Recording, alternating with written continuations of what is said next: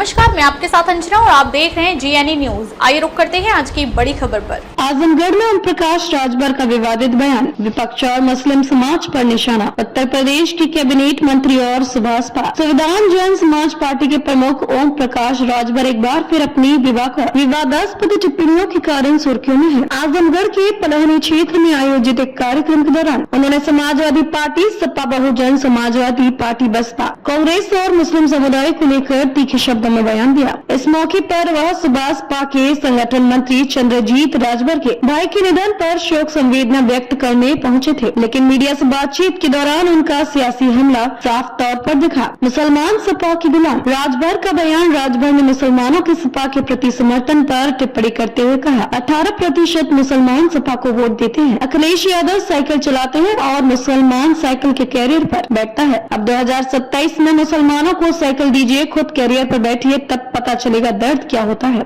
उनकी इस टिप्पणी को लेकर न केवल राजनीतिक रूप से संवेदनशील माना जा रहा है, बल्कि इससे मुस्लिम समुदाय की नाराजगी की आशंका भी जताई जा रही है। विपक्ष पर नफरत फैलाने का आरोप। राजभर ने समाजवादी पार्टी, कांग्रेस और बसपा पर आरोप लगाया है कि ये सभी पार्टियां समाज में नफरत और भ्रम फैलाने का काम करती हैं। उन्होंने कहा कि ये दल लंबे समय से वोट बैंक की राजनीति करते आए हैं, लेकिन विकास का कोई ठोस काम नहीं किया। उन्होंने पिछली सरकारों को घेरते हुए कहा, पिछली 4 सरकारों के करीब 800 सांप्रदायिक दंगे हुए, लेकिन आज शांति और विकास का माहौल है। विपक्ष से बचा नहीं पड़ा। भाजपा सरकार का बचाव और मुस्लिम IAS की उपलब्धि। राजभर ने भाजपा सरकार की नीतियों का बचाव करते हुए कहा कि सरकार ने बिना जाति धर्म के भेदभाव के योजनाओं को आम जनता तक पहुंचाया है। उन्होंने कहा, आजादी के बाद पहली बार 51 मुस्लिम युवा IAS बने हैं। यह कांग्रेस, सपा या बसपा नहीं कर सकी। अगर भाजपा मुस्लिम विरोधी होती तो क्या ये संभव था? उनका यह तर्क भाजपा सरकार के प्रति मुस्लिम समुदाय में भरोसा जगाने की दिशा में देखा जा रहा है। इमरजेंसी और कांग्रेस पर हमला। राजभर ने इमरजेंसी की 50 वर्षगांठ का जिक्र करते हुए कांग्रेस पर हमला बोला। उन्होंने कहा, 1975 में कांग्रेस ने लोकतंत्र की हत्या कर दी थी। न पत्रकार बचे न नेता। संविधान को ताक पर रखकर तानाशाही थोपी गई।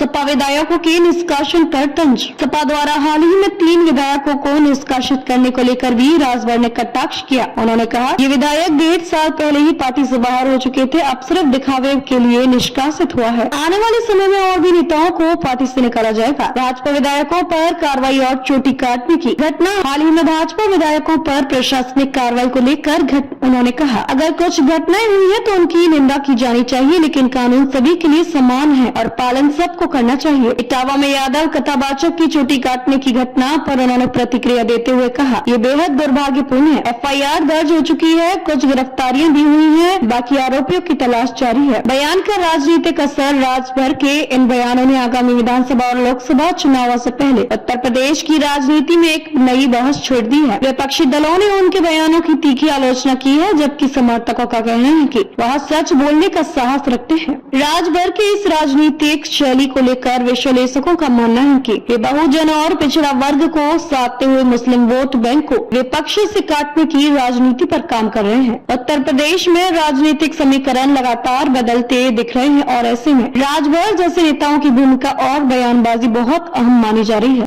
अब तक के लिए बस इतना ही। फिर मिलते हैं एक ऐसी ही बड़ी खबर के साथ। अब तक के लिए नमस्कार और देखते रहिए GNE न्यूज।